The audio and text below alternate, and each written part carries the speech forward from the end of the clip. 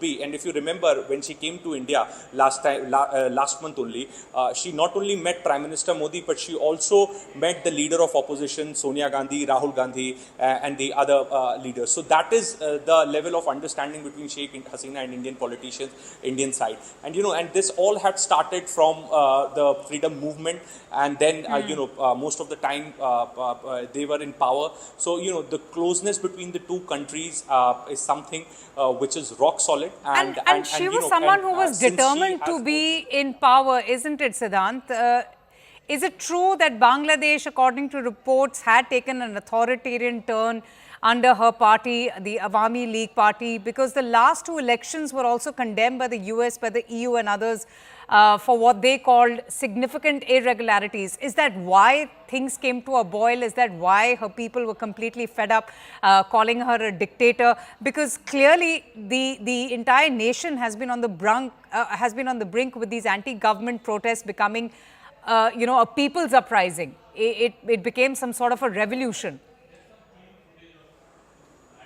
Absolutely, absolutely. And in fact, this is the reason that, as you mentioned before, that if you remember, when the first series of disruption took place, at that time, Sheikh Hasina said that those who are doing violence are Razakars. So Razakars were the people who supported Pakistan during the freedom struggle of Bangladesh. This time around, when the second series of disruption took place day before yesterday, then she compared them with terrorists. So surely there was no midway that she could have taken as far as the disruption going on in Bangladesh is concerned. And situation has become really challenging for her. There was a complete clampdown on network. 4G services were not working. The social media platforms were not working.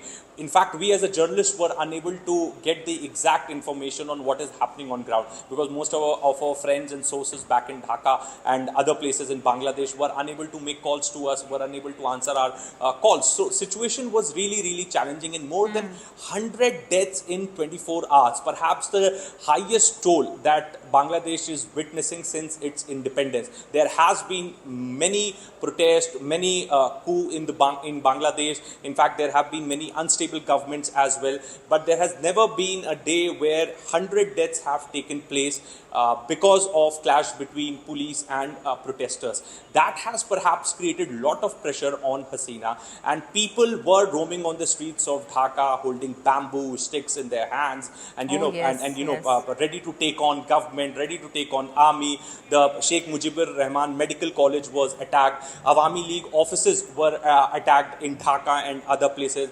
Police station was set on fire. 14 cops lost their lives. So it's a complete chaos which Bangladesh witnessed in last 24 odd hours, or maybe more than that.